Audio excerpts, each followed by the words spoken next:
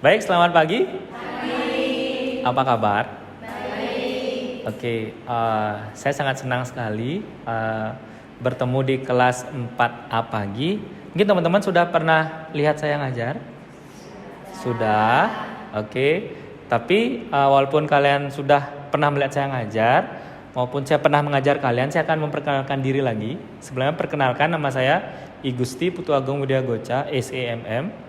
Saya ditugaskan untuk mengampu kelas ini atau kelas Talent and Perform Management selama 16 kali pertemuan.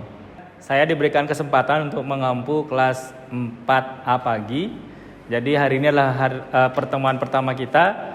Tentu saja sebelum kita mulai pertemuan kita akan berdoa dulu. Baik, silakan mengambil sikap yang baik. Berdoa, saya persilahkan.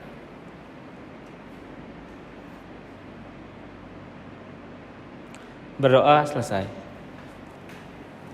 Baik, jadi hari ini kita ada di kelas atau pertemuan pertama dari mata kuliah Talent and Performance Management.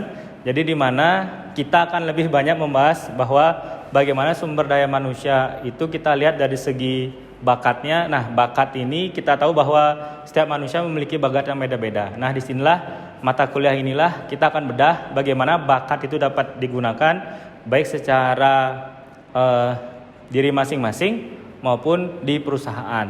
Namun karena ini adalah pertemuan pertama, kita akan melakukan absensi. Tentu teman-teman untuk absensi semua sudah download aplikasi Siakat? Sudah. Baik, saya akan mengklik untuk barcode-nya. Jadi nanti silahkan teman-teman scan, tapi agar tidak semuanya menggunakan handphone. Jadi silahkan mungkin saya tunjuk kortinya dari adik yang baju hitam. Nanti silahkan di foto aja barcode-nya agar teman-temannya bisa absensi. Nah, jadi untuk absensi bisa lihat di slide ya. Jadi nanti ini silahkan di scan. Karena setelah kalian scan semua akan tersambung pada e-learning kita Siakat. Oke. Baik, kita lanjutkan dulu. Nah, setelah absen nanti semua kalau sudah absen nanti bisa diinfokan karena semua sudah terlihat pada aplikasi e-learning kita. Oke, selanjutnya karena ini pertemuan pertama tentu kita akan membahas RPS. Itu adalah rancangan pembelajaran semester yang akan kita lakukan selama 16 kali pertemuan. Nah, untuk RPS kalian bisa simak di slide. Jadi RPS yang kita punya di sini kalau kita lihat dari mata kuliah atau capaian pembelajaran yang ingin dicapai, tentu saja di mana mata kuliah ini kita akan banyak sekali mempelajari tentang manajemen talenta. Nah, kalau kita lihat mungkin teman-teman bisa baca nih. Jadi salah satu capaian pembelajaran yang akan kita capai itu adalah strategi dan program SDM yang efektif dalam perusahaan. Nah, itu salah satunya. Nanti akan lebih banyak bahan-bahan atau materi yang akan kita pelajari dalam modul atau dalam buku ajar yang akan saya share setelah ini. Oke, setelah itu tentu tadi absensi sudah, lalu selanjutnya itu RPS sudah. Nah, setelah itu kita akan membahas tentang kontrak perkuliahan. Untuk teman-teman sudah pernah dengar kontrak perkuliahan itu apa? Oke. Untuk kontrak perkuliahan dari mata kuliah ini kita akan bahas terlebih dahulu. Nah, untuk bentuknya seperti ini ada beberapa hal yang perlu kita sepakati. Nah, contohnya itu adalah dari kedisiplinan kalian. Kalau saya sih melihat bahwa untuk di kontrak perkuliahan kita harus disiplin dan tepat waktu, bahwa kelas ini akan kita mulai pukul 9 pagi. Nah, lalu untuk keterlambatan saya sih sebenarnya tidak mentolerir keterlambatan. Karena apa? Karena menurut saya jam 9 pagi itu masih pagi dan tentu saja kalian itu kalau pagi-pagi pasti lebih semangat untuk belajarnya. Oke, untuk mata kuliah ini kita lihat dari segi bobot penilaian. Nah, kita lihat di sini ada kuis tugas 1 sampai 4 dan UTS UAS. Nah, dari bobot-bobot ini kalian harus memenuhi minimal itu adalah 80% untuk kalian bisa mengikuti UTS dan UAS. Tentu ketika sudah 80%, itu otomatis kalian bisa mengikuti UTS dan UAS dan otomatis kalian bisa lulus di kelas ini. Tentu itu adalah dengan nilai minimal. Oke, lalu di sini ada beberapa hal yang tidak boleh kalian lakukan. Contohnya itu adalah plagiarisme. Tentu itu kalau saya temukan, tentu itu akan mengurangi poin dari teman-teman. Mungkin ada yang ditanya dulu? Untuk kontrak perkuliahan? Sudah paham? Oke, baik, karena sudah paham, karena ini pertemuan pertama, kita akan coba memasuki materi dari kelas ini.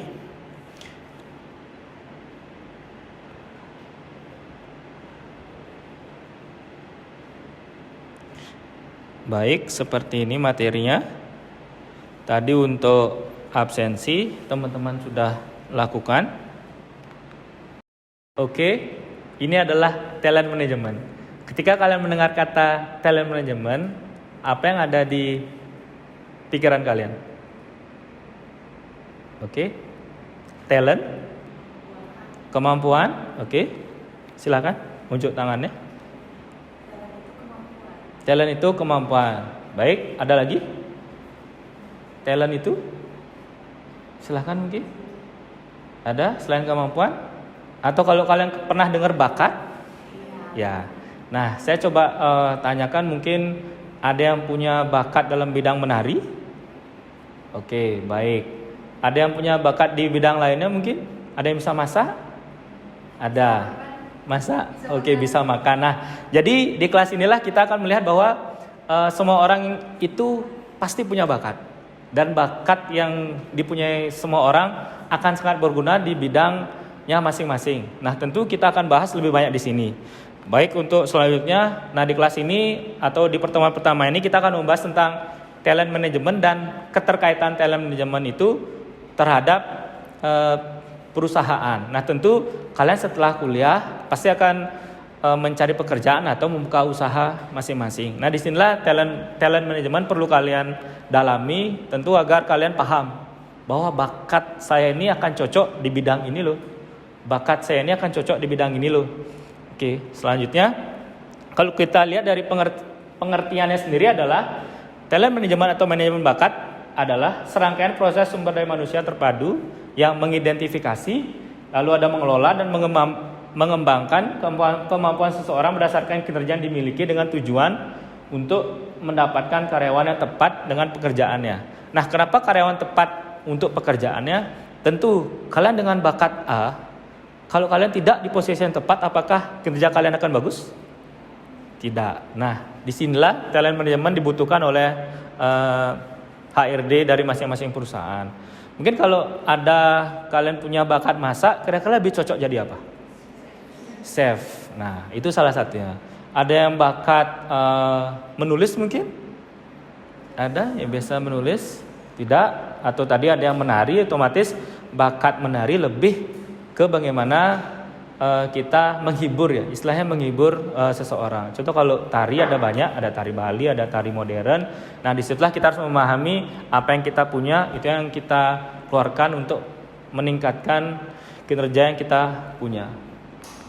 Oke, kalau manfaat kira-kira gimana? Silahkan mungkin ada bisa unjuk jari. Pertama, untuk manfaat secara individu atau bagi kalian yang akan nanti bekerja otomatis akan menjadi karyawan.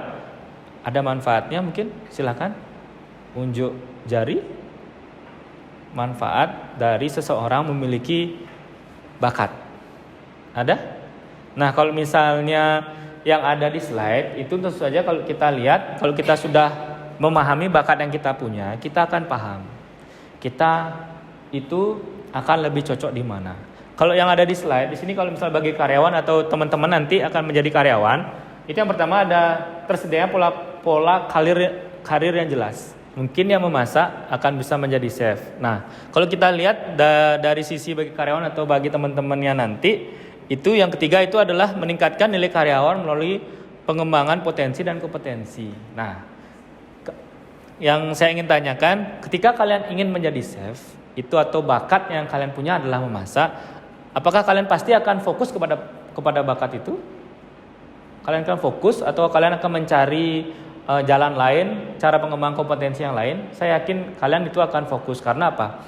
Karena ketika kita bisa masak, lalu kita akan menetapkan tujuan untuk menjadi chef, otomatis potensi yang akan kita asah, itu otomatis adalah kompetensi cara-cara memasak dan bagaimana caranya agar kita bisa menjadi chef yang bisa dikenal banyak orang. Lalu yang terakhir adalah meningkatkan motivasi dan komitmen. Ketika kalian ingin menjadi sesuatu, otomatis motivasi kalian yang ada di dalam diri akan semakin tinggi. Apalagi kalau kalian ingin berkomitmen menjadi seseorang atau menjadi sesuatu yang lebih dari diri kalian sekarang, otomatis itu akan menjadikan motivasi terbesar kalian dalam mencapai tujuan. Nah, tadi kita sudah banyak sekali membahas dari sisi karyawan atau dari sisi kalian. Nah, bagaimana dengan sisi perusahaan? Kalau perusahaan melakukan talent management yang tepat, saya yakin otomatis perusahaan akan mampu bertahan dalam segala kondisi. Karena apa? Karena kalau kita lihat secara teori yang kita belajar hari ini, kita akan melihat ketika perusahaan menerapkan talent management, perusahaan akan mampu memperbaiki proses perekrutan dan seleksi perusahaan. Nah, tentu ketika perusahaan melakukan perekrutan, perusahaan melakukan seleksi, itu tidak mungkin perusahaan itu hanya memberikan seseorang langsung masuk. Pasti ada di sana proses. Proses yang pertama tentu kalau kita tahu itu akan ada kebutuhan. Teman-teman pernah ngelihat lowongan kerja tentang kebutuhan chef? Nah, pernah. Otomatis kan kalau bisa chef apakah harus bisa nulis? Nah, kalau chef apakah harus bisa memasak dalam artian dia motong-motong bahan, lalu motong-motong ikan segala macam. Pastikan itu. Nah, itu yang paling pertama adalah apa kebutuhan dari perusahaan. Yang kedua, setelah perusahaan tahu apa yang dibutuhkan, otomatis perusahaan akan mencari bakat-bakat atau talenta-talenta dengan kemampuan yang dibutuhkan perusahaan. Lalu kalau yang kedua, jadi di sini akan meningkatkan komitmen karyawan agar bekerja tinggi. Nah, ini lebih kepada ketika karyawan diberikan posisi sesuai dengan bakatnya, sesuai dengan kemampuannya, apakah karyawan akan bekerja tinggi ketika karyawan diposisikan sesuai dengan bakatnya? Tentu tinggi, bukan? Nah, karena apa? Karena jika seseorang diposisikan sesuai dengan bakatnya, bakat itu akan keluar secara dengan baik. Contoh misalnya tadi ada yang pengen masak tapi ditempatkan di resepsionis. Nah, mungkin itu akan menjadi perdebatan dalam dirinya. Kenapa sih saya ini kemampuannya masak loh? Saya ini kemampuannya ingin mengolah bahan makanan menjadi bahan makanan jadi yang lebih memiliki nilai loh. Tapi ditempatkan di resepsionis. Yang sebenarnya kalau kita lihat resepsionis itu lebih kepada menunggu, baik menunggu tamu datang, baik menunggu telepon, apakah ada yang ingin booking hotel atau gimana. Nah, itu akan meningkatkan komitmen ketika karyawan ditempatkan dalam posisi yang sesuai dengan kemampuannya. Kalau kita lihat lagi, menghemat biaya pergantian karyawan. Nah, kalau ada proses rekrutmen, pasti ada biaya yang dikeluarkan. Contoh biaya yang dikeluarkan itu adalah biaya pelatihan. Apabila si perusahaan itu merekrut karyawan yang tidak sesuai dengan kemampuannya, ditempatkan dalam posisi yang ada di perusahaan. Di situ akan timbul biaya pelatihan. Di situ akan timbul biaya-biaya training yang harus dilakukan agar karyawan itu bisa melakukan pekerjaannya. Nah, disinilah perusahaan akan menghemat biaya itu ketika perusahaan bisa memilih karyawan dengan sesuai kemampuan dan sesuai kebutuhan dari perusahaan. Lalu yang terakhir itu adalah menganalisa risiko seperti identifikasi karyawan yang berpotensi keluar. Nah, pertanyaan lagi. Ketika ada karyawan yang bekerja di perusahaan, namun posisi dari pekerjaan itu tidak sesuai dengan keinginannya, apakah akan ada potensi keluar? Nah, disinilah kita akan mempelajari talent management itu agar tidak terjadinya risiko-risiko seperti karyawan itu ingin keluar. Oke, itu adalah bagaimana manfaat talent management jika dilihat dari sisi manusia atau karyawan dan jika dilihat dari sisi perusahaan. Kita next dulu. Nah, di sini adalah tahapan proses talent management. Nah, talent management ini tidak hanya di perusahaan, tapi di tempat-tempat yang membutuhkan talent tertentu pun harus memiliki tahapan agar setiap bakat itu tersalurkan dengan sangat baik. Contoh di sini tahapan-tahapan proses talent management di sini yang pertama adalah menetapkan kriteria talenta. Kriteria talenta. Nah, yang namanya kriteria kan otomatis ada poin-poinnya. Nah, disinilah kriteria ini akan dipenuhi oleh setiap karyawan agar sesuai dengan apa yang dibutuhkan oleh perusahaan. Yang kedua, tentu ada tahapnya menyeleksi grup pusat pengembangan talenta. Nah, ketika kriteria sudah ditetapkan, yang kedua akan ada seleksi. Nah, seleksi ini adalah bagaimana setiap talenta-talenta yang ada itu dibandingkan satu sama lain. Nah, yang terbaiklah yang akan mendapatkan posisi yang dibutuhkan oleh perusahaan. Lalu yang ketiga, membuat program percepatan pengembangan talenta. Nah, apakah kalian percaya ketika kalian nanti lulus, bakat yang kalian punya, apakah 100% akan sama dengan yang perusahaan butuhkan? Nah, sebenarnya apa yang diberikan di kelas ini itu tentu lebih kepada pengetahuan untuk mengerjakan sesuatu. Nah, namun yang terjadi itu kalau di perusahaan mengetahui kalian sudah memiliki pengetahuan, tentu kemampuan lainnya harus diasah juga, sehingga pengetahuan yang kalian punya, lalu kemampuan yang dibutuhkan perusahaan itu akan menjadi link and match yang sangat bagus ketika perusahaan itu membutuhkan kemampuan kalian. Lalu yang keempat itu adalah menugaskan posisi kunci. Nah, posisi kunci di sini adalah dalam artian kalian akan ditempatkan di mana. Nah, di sana adalah posisi kunci atau posisi-posisi yang akan kalian tempatkan itu sesuai dengan kemampuan yang kalian miliki. Lalu terakhir adalah mengevaluasi kemajuan program. Nah, tentu yang namanya perusahaan, ketika karyawan itu sudah masuk, perusahaan perlu mengevaluasi bagaimana kemampuan kalian.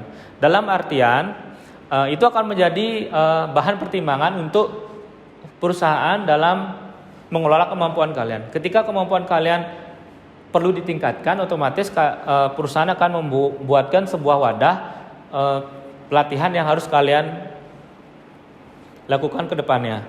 Lalu kalau di next, nah ini adalah salah satu contoh bagaimana talent management itu ketika dikaitkan di salah satu perusahaan. Mungkin teman-teman juga bisa baca di slide. Nah, di sini keterkaitan di sini itu tentang bagaimana pengelolaan talent management itu berbanding lurus dengan penggajian. Nah, kalau kalian lihat, kalau kalian merasa antara bakat yang ada sudah dari lahir sama kerja keras, kalian sebenarnya lebih menerima hal yang mana?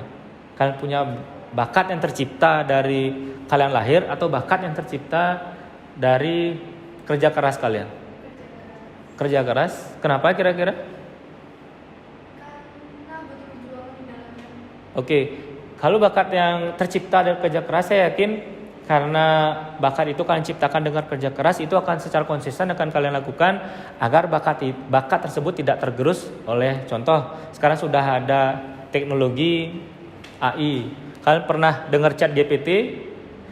Pernah. Ketika kalian tidak memiliki bakat, kalian akan tergerus oleh teknologi. Lalu kalau misal kalian punya bakat dengan menggunakan AI tersebut atau ChatGPT tersebut, kalian akan bisa lebih, pengembangan bakat kalian akan semakin meningkat. Contoh tadi ada chef. Nah, chef di sini, kalau kalian misalnya ingin bertanya cara masak tentang A, itu sekarang sudah ada AI-nya. Itu tinggal diketik di ChatGPT, itu akan menyelesaikan masalah kalian. Contohnya lagi, itu kalau kita lihat bahwa di sini ada contoh juga teman-teman bisa baca.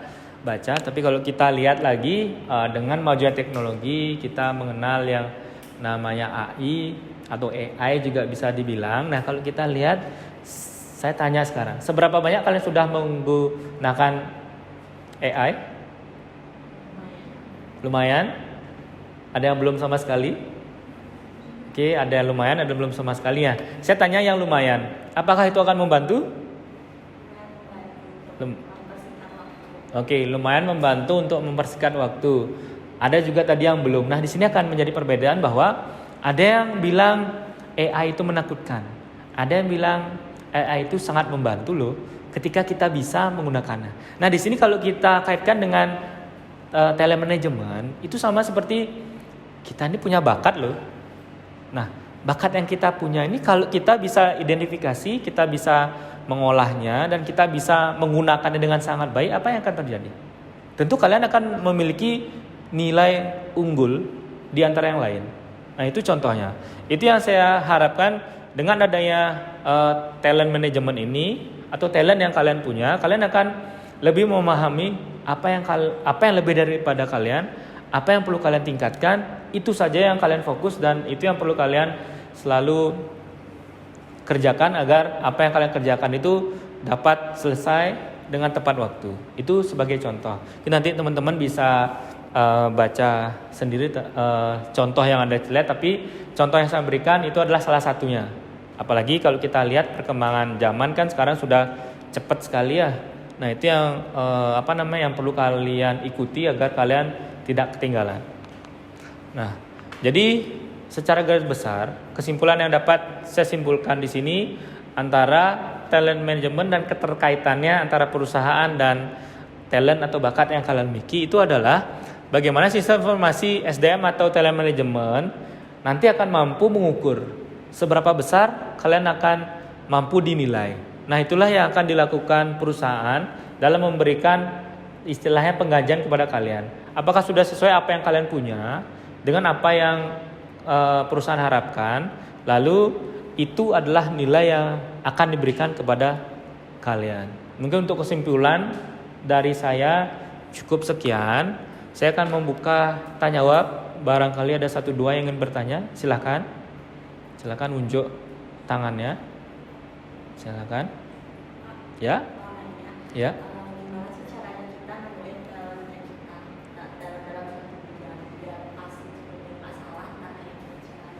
Oke. Kalau kita bertanya, Pak, gimana sih kita bisa menemukan talent yang kita punya? Nah, kita sebelumnya kita harus kembali ke dalam diri sendiri. Seberapa jauh diri kita itu mengeksplor apa yang ada? Saya tanya kembali, apakah teman-teman di sini sudah mengeksplor dirinya berbagai macam hal? Mungkin yang bertanya, belum. Nah, disinilah kalau kita lihat cara yang mencari tentu itu pasti ada di dalam diri. Tapi apa yang kita punya kita harus eksplor masing-masing. Contoh seperti saya dulu sebelum mengajar di sini, saya itu sebenarnya lebih tertarik tentang IT. Makanya saya sebelum ada di sini, saya itu istilahnya developer IT. Saya bisa mengerjakan website, saya bisa mengerjakan aplikasi, saya bisa memperbaiki laptop. Nah, ketika itu dilihat, apakah itu talent saya? Apakah talent saya itu saya dapatkan ketika saya lahir? Tentu tidak. Saya dapatkan itu karena mengeksplor diri saya terhadap apa yang saya sukai. Saya suka tentang A, saya akan pelajari itu. Saya senang dengan itu. Tapi ketika ditanya, kenapa Bapak malah berkarir sebagai pengajar? Nah, di sini yang saya ingin katakan adalah apa yang saya telah pelajari tentang IT dengan karir yang saya lakukan sekarang itu menurut saya link and match-nya ketemu. Kalau pengajaran tanpa dibaring dengan IT, apa yang terjadi? Mungkin kalian akan hanya menulis di kertas saja. Mungkin kalian tidak akan memahami tentang PowerPoint. Mungkin kalian tidak akan memahami tentang AI. Nah, disinilah saya ternyata menemukan bahwa talent yang saya miliki ditambah dengan karir yang saya jalani sekarang itu memang dapat mendukung apa yang saya lakukan sekarang. Nah, mungkin teman-teman yang ingin mencari talent kalian, tentu yang pertama yang tentu kalian harus lakukan itu adalah apa yang kalian sukai, coba itu dijalanin dulu. Itu difokuskan dulu. Mungkin boleh saya bertanya, apa yang adik sukai? Baca. Nah, kalau misalnya baca, kalau pernah dengar buku adalah gudang ilmu. Nah, untuk mendapatkan ilmu tentu saya harus banyak membaca. Saya yakin dengan banyak membaca, adik akan memahami bahwa orang yang suka baca itu lebih cocok kemana. Nah, itu yang harus adik lihat lagi, pahami lagi. Karena membaca itu bukan sampai di sana. Mungkin karena adik pintar membaca, adik bisa menjadi seseorang yang keilmuannya lebih dari teman-teman yang lain. Karena apapun yang adik baca, apapun yang adik lakukan dengan hal membaca, saya yakin akan menambah ilmu yang adik punya. Itu menurut saya. Jadi kalau catatan saya memang ketika adik suka baca, silakan baca apapun yang adik mau. Di bahan bacaan itulah adik akan menemukan bahwa saya lebih cocok ke sini loh, saya lebih cocok ke sini. Itu mungkin jawaban yang dapat saya berikan. Silakan, ada lagi? Ya, silakan. Tadi Bapak dijelaskan di slide Bapak itu ada manfaat talent management antara perusahaan dan karyawan. Bagaimana jika perusahaan tersebut tidak melakukan talent management? Itu bagaimana akan terjadi dampak yang berlebihan secara signifikan di perusahaan tersebut? Oke, baik, terima kasih atas pertanyaannya. Nah, untuk pembahasan antara perusahaan dan karyawan itu tentu ada hubungannya dengan talent management. Nah, jadi bagaimana jika perusahaan itu tidak melakukan talent management? Nah, bagaimana jika perusahaan itu memberikan nilai yang terlalu lebih kepada karyawan yang memang bakatnya sebenarnya biasa-biasa aja? Kalian pernah dengar kata startup? Nah, bisa sebutkan startup mana saja yang mulai melakukan PHK, mana yang perlahan-lahan mulai tumbang? Pernah dengar? Mulai benar-benar yang di PHK, mulai yang perlahan-lahan karyawannya diputuskan. Saya yakin teman-teman pasti pernah melihatnya, walaupun dari segi nama startup mungkin silahkan disimpan dulu. Nah, tapi di sini kaitannya dengan talent management. Banyak sekali perusahaan yang telah menemukan talent dan mereka itu memberikan nilai yang terlalu lebih kepada karyawan. Nah, di sini dapat terlihat ketika itu tidak dilakukan dengan baik, ketika itu berlebihan, itu akan membuat perusahaan-perusahaan itu tumbang. Atau perusahaan-perusahaan itu menyeleksi karyawannya dengan PHK. Nah, siapa tahu PHK itu bukan pemutusan hubungan kerja karena efek efisiensi. Tapi bagaimana PHK itu digunakan untuk penyeleksian. Nah, kita tidak akan tahu karena apa? Karena setiap perusahaan memiliki kebutuhan karyawan yang masing-masing. Perusahaan tentu memiliki visi, perusahaan tentu memiliki strategi. Namun dari semua perusahaan yang menjalani strateginya, saya yakin perusahaan yang menjalani strategi dengan talent management yang baik akan lebih mampu bertahan dibandingkan perusahaan yang tidak menjalani talent dengan baik.